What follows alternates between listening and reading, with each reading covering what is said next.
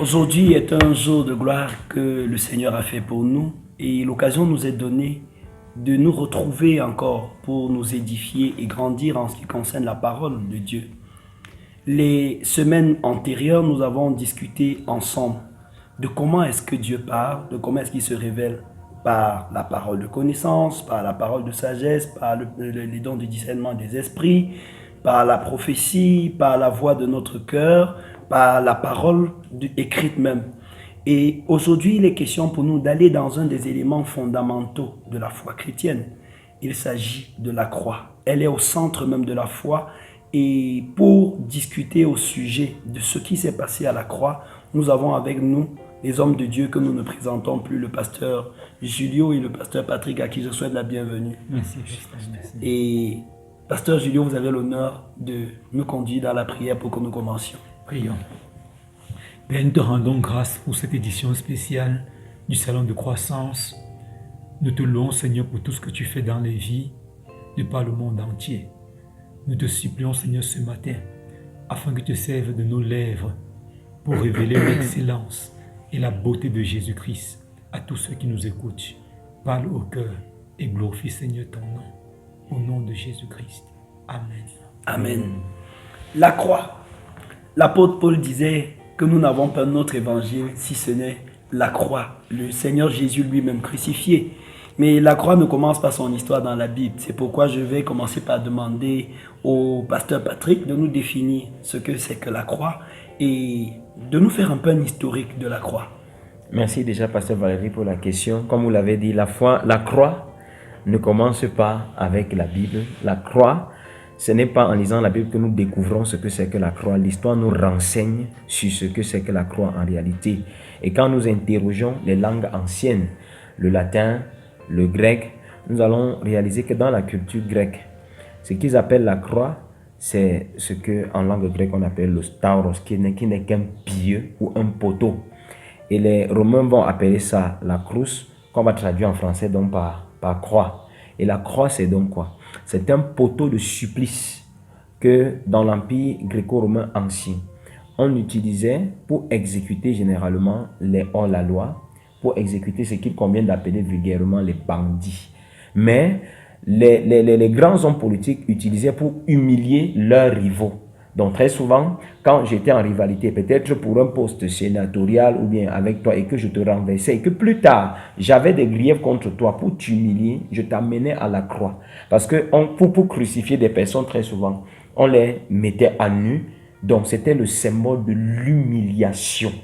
Et maintenant, quand nous rentrons dans la Bible, on va se rendre compte que la parole de Dieu vient juste confirmer ce que l'histoire a déjà infirmé, ce que l'histoire nous a déjà donné comme renseignement au sujet de la croix. Donc, Jésus, en mourant à la croix, est en quelque sorte humilié comme nous l'avons appris avec les Romains ou avec les Grecs. Et l'apôtre Paul viendra confirmer ça. Je préfère le lire dans Philippiens chapitre 2 au verset 8 quand il dit « Il s'est humilié lui-même, se rendant obéissant jusqu'à la mort, même jusqu'à la mort de la croix. » Donc ici on dit qu'il s'est humilié sans obéissant jusqu'à la mort de la croix. Quand la précision est faite jusqu'à la mort de la croix, c'est pour montrer combien, du point de vue historique, au moment où Jésus est exécuté, la croix est présentée comme un symbole de supplice, mais beaucoup plus d'humiliation. Donc Jésus, en mourant à la croix, est humilié. En mourant à la croix, est exposé. En mourant à la croix, est dans une certaine mesure même chosifié, traité comme un brigand. Comprenez pourquoi il a été crucifié au milieu des brigands. Super, pasteur Patrick. Et si nous parlons d'humiliation, il y a aussi la dimension publique de la crucifixion. C'était pas dans une chambre secrète qu'on crucifiait les criminels ou les personnes qu'on voulait humilier. C'était en public. Je crois d'ailleurs la crucifixion de Jésus s'est passée sur une montagne élevée. On pouvait le voir de partout. Et je vais revenir immédiatement vers le pasteur Julio pour nous donner comment est-ce que Jésus a été crucifié. Comment est-ce que ça s'est passé? Merci, pasteur Valérie. Je vais commencer par dire que Jésus a mené une vie juste, sainte et sans péché. Il est venu sauver les siens, mais ils l'ont rejeté. Il a vécu, il a fait du bien aux gens de son temps. Guérir les malades. Il a guéri les malades, chassé les démons, libéré les captifs, ressuscité les morts, renvoyé les opprimés. Il a fait tellement de bien. Mais les chefs religieux de son temps, étaient jaloux. Les chefs religieux avaient comme impression que Jésus leur ravissait la vedette. Ils l'ont trahi, ils l'ont injustement accusé. Jésus a été arrêté, il est passé par les tribunaux humains. Il a été maltraité, rejeté. Rejeté, on l'a traité comme le pire des criminels. Il est passé par des tribunaux, on l'a maltraité, rejeté, insulté. Et comme ça ne suffisait pas, on l'a mené à la croix, comme on a décrit la croix tout à l'heure, on l'a crucifié. Après l'avoir flagellé, mis les couronnes d'épines sur sa tête, on l'a crucifié. Il a porté sa croix comme les criminels à l'époque portaient la croix, humilié dans toute une vie, traîné au milieu de la pire des humiliations et à la fin crucifié par des païens. Par des païens, crucifié par des païens, par des chefs religieux de son temps.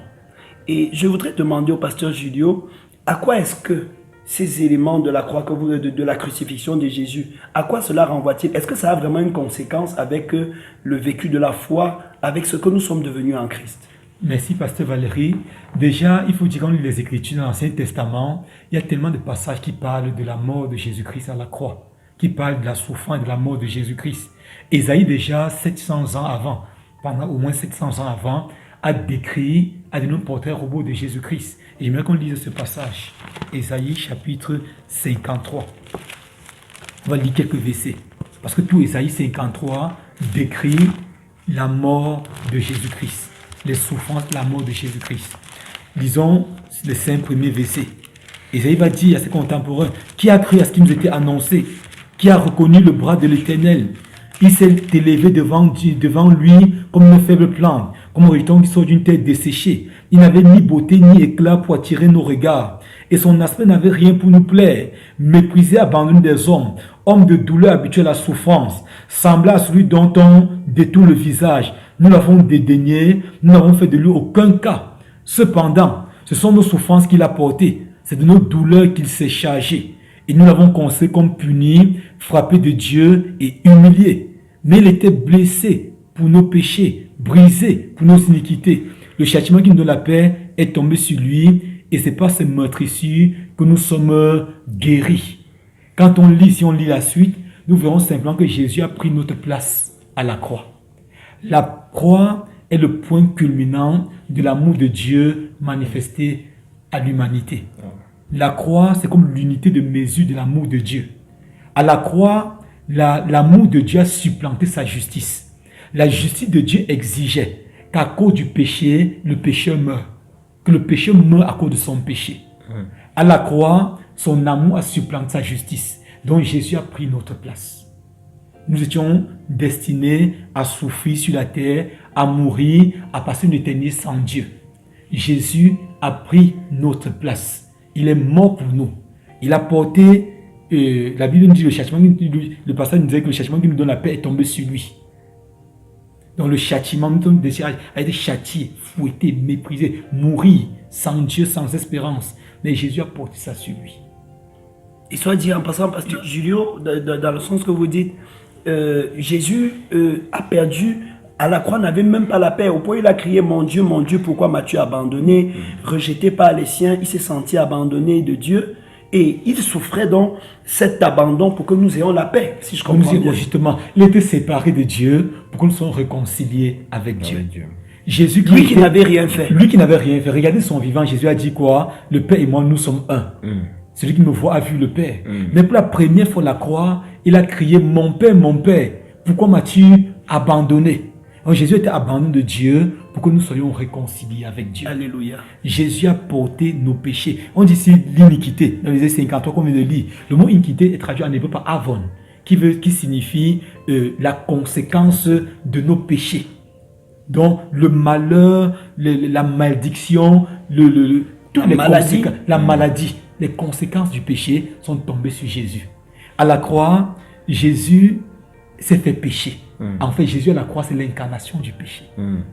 Dieu ne résiste pas dans la présence du péché. On l'avait dit tout à l'heure. Dieu ne peut pas résister parce que Jésus était le péché personnifié. Il a pris notre place. Et 2 Corinthiens 5, 21 va dire que celui qui n'a jamais péché Dieu l'a fait devenir péché afin que par lui nous devenions justice de Dieu. Il est devenu péché. Il est devenu Et péché. nous sommes devenus justice de Dieu. Justice de Dieu. Remarquons, pasteur Valérie, qu'on ne dit pas que Jésus a péché, mais il est devenu. Dieu est devenu le péché. Donc Jésus à la croix, c'est le péché, c'est l'incarnation du péché. C'est le péché personnifié. Afin que toi et moi, nous devenions la justice de Dieu. Je vais encore dire autre chose, pasteur Valérie. La mort de Jésus-Christ à la croix est la délivrance de l'humanité. Nous étions séparés de Dieu par le péché. À la croix, Jésus nous a délivrés du péché. Les Juifs étaient sous le fardeau, le joug de la loi. Jésus à la croix nous a délivrés de la loi. Nous a délivrés de la loi. Nous étions, à cause de nos péchés, comme des instruments, je vais dire ça comment, à cause du péché, nous étions des victimes de Satan. Des proies même. Des proies de Satan. Jésus nous a délivrés. Comme les Colossiens chapitre 2, moi, Dieu, il a effacé l'acte dont les ordonnances nous condamnaient et qui subsistait contre nous. Il les a annulés à la croix. Il a dépouillé les dominations des autorités. Il les a livrés publiquement en spectacle en triomphant d'elle par la croix. Donc, Satan nous tenait. Le péché nous tenait. La loi nous tenait. Jésus à la croix a vaincu toutes ces choses. Et plus encore, il a vaincu même la mort.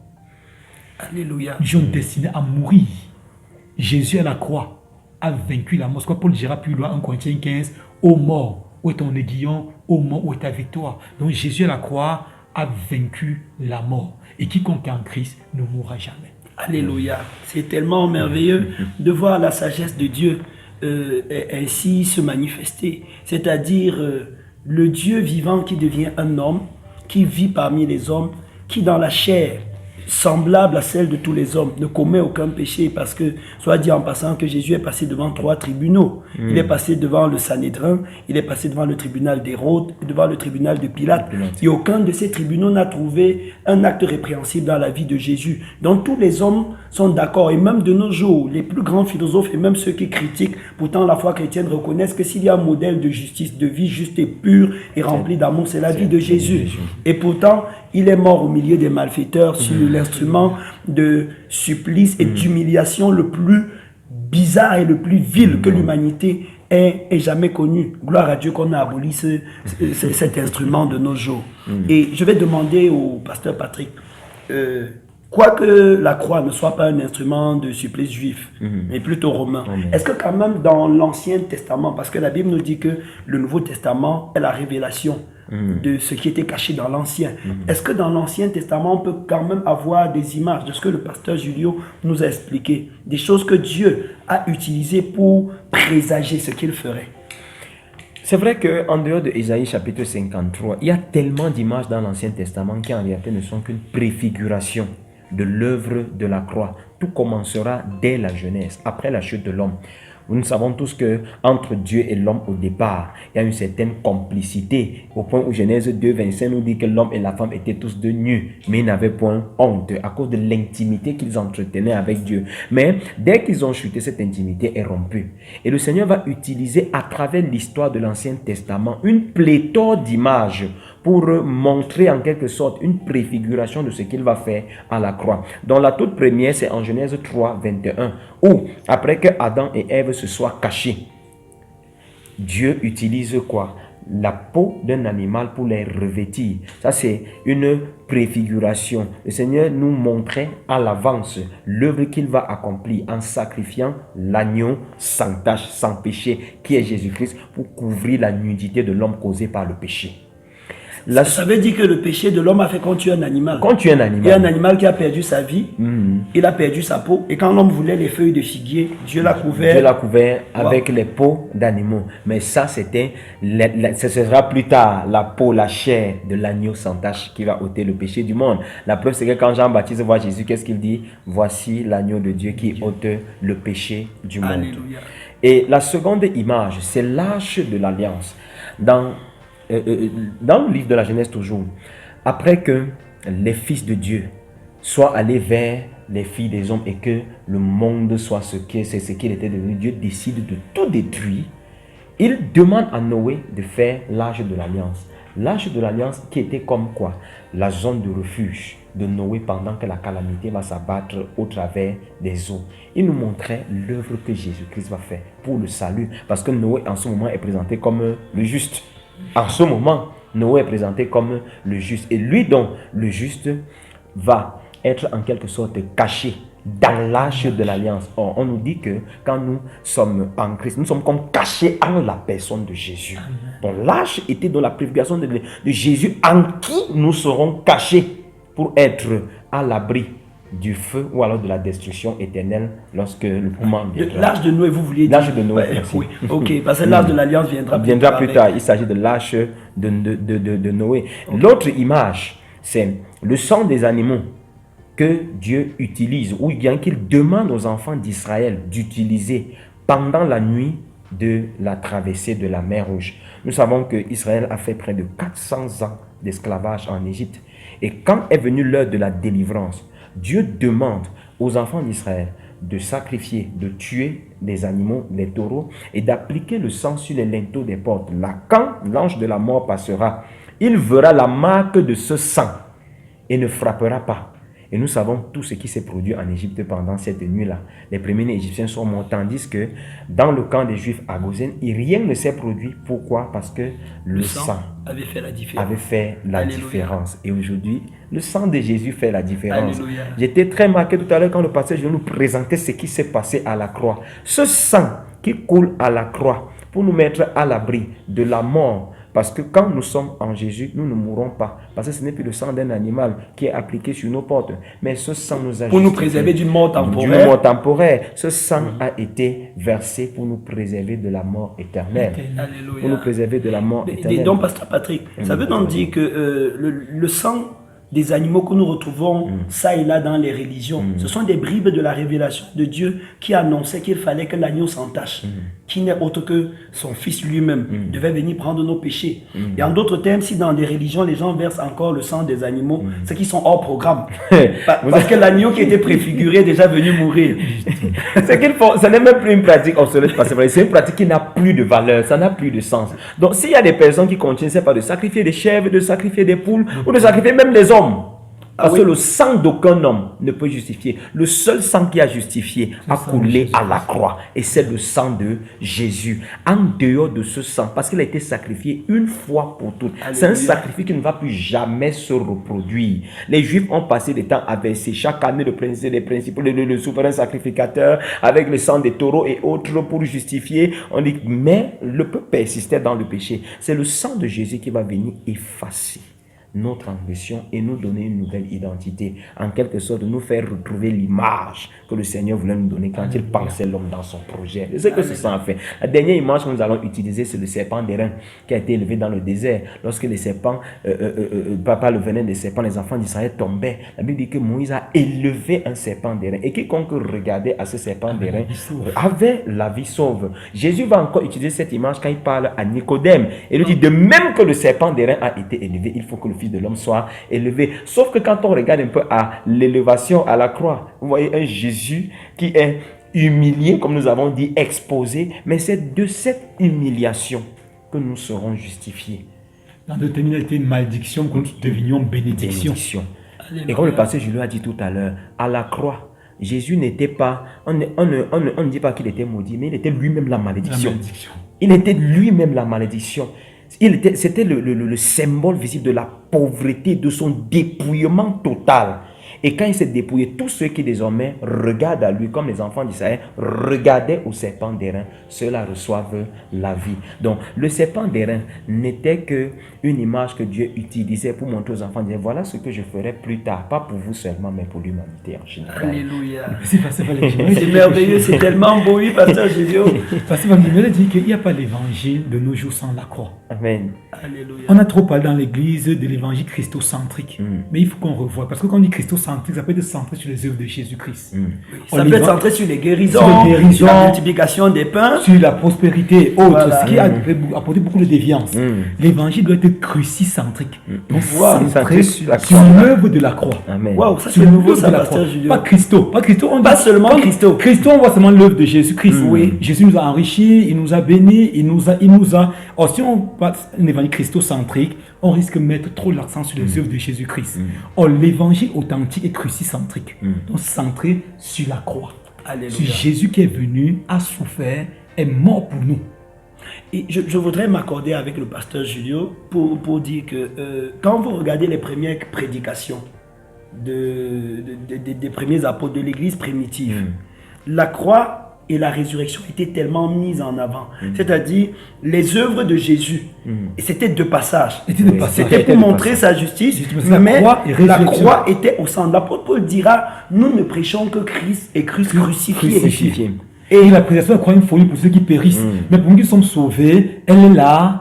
La justice de Dieu. Et justement, peut-être c'est même la raison pour laquelle on traitait la foi chrétienne d'une folie. C'est-à-dire comment expliquer que ce soit dans l'humiliation que Dieu ait décidé de délivrer l'humanité. Pendant que les Césars fuyaient la croix, Jésus est allé vers la croix. Voilà. C'était une folie pour les personnes de cette époque. Il est bien que les hommes de Dieu, que les chrétiens reviennent l'évangile crucicentré et centré sur le Et pour terrain. soutenir ce que dit le pasteur Julio, je voudrais dire que l'un des grands malheurs de l'Église à travers l'histoire, et même de l'Église moderne, c'est qu'on a amené les gens, peut-être dans les bâtiments, peut-être dans les systèmes, sans qu'ils ne passent par la croix. Ils sont entrés dans le bâtiment sans passer par la Sans croix. passer par la croix. Entrés dans le ministère sans passer C'est par pas la la croix. croix. Parler des promesses de la Bible sans passer par par la la croix. croix.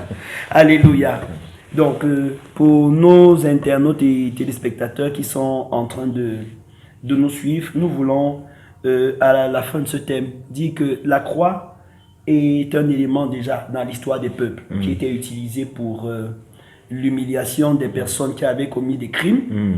Et dans la parole, dans l'Ancien Testament, Dieu avait pris soin de préciser et de repréciser que son fils viendrait mourir humilié, suspendu au bois pour pouvoir payer le prix de l'humanité. Et tout à l'heure, le pasteur Julio a pris la peine de citer Ésaïe 53. Et jusqu'à un certain moment de l'Église, c'était un texte querellé, où les incrédules disaient que c'est un texte du Nouveau Testament qui a été ajouté par les chrétiens dans l'Ancien Testament. C'est la découverte des textes de Qumran, dans la grotte de Qumran, du rouleau d'Ésaïe, où on a retrouvé Ésaïe 53 justement, qui a démontré à l'humanité tout entière qu'en fait, Ésaïe 53 n'était pas un texte écrit par les chrétiens après la mort de Jésus, mais que 700 ans avant que Jésus ne meure, sa mort avait été décrite par le prophète Ésaïe avec toutes les œuvres qui devaient suivre notamment. Et donc, mes bien-aimés, la croix c'est un carrefour, c'est comme un lieu de change, où Dieu a décidé de prendre notre honte et de nous donner sa gloire, de prendre notre humiliation et de nous donner son élévation, de prendre notre mort et de nous donner sa vie, de prendre notre pauvreté et de nous donner sa richesse, de prendre notre faiblesse et de nous donner sa force. C'est le lieu où le Seigneur a désiré de prendre nos malédictions et nous donner sa bénédiction, pour que nous devenions des sources de bénédiction, des Adams vivifiants comme Christ qui est l'Adam vivifiant, que nous puissions porter la vie de Dieu. Si vous êtes arrivé à la croix, alors déchargez-vous de votre cendre et de la misère qui essaie de vous détruire. Croyez que Dieu vous aime, croyez qu'il a déchargé tous vos péchés et ne soyez dans aucune culpabilité. Croyez que la santé divine est disponible aussi à la croix. Croyez que la croix, qui était l'instrument d'humiliation, est devenue l'instrument de votre puissance. Et si vous êtes dans l'église sans être passé par la croix, il se peut que vous couriez une course sans avoir pris le départ. Il est bien que vous reveniez à la croix, que vous expérimentiez l'œuvre de salut et que votre vie puisse épouser la vie de Jésus. Merci infiniment aux hommes de Dieu avec qui nous avons passé ces temps. Nous voulons préciser aux internautes que ceci est l'ouverture d'une série où nous reviendrons sur l'héritage des chrétiens sur la base de la croix. Nous allons parler de la justification, de la sanctification, de l'adoption, de la rédemption, de la propitiation, de toutes ces choses. Donc souvent on entend juste les mots sans véritablement savoir ce que c'est. Donc préparez-vous à une grande série de révélations qui va certainement changer votre manière de vous considérer et de comprendre le royaume de Dieu. Que Dieu vous bénisse abondamment.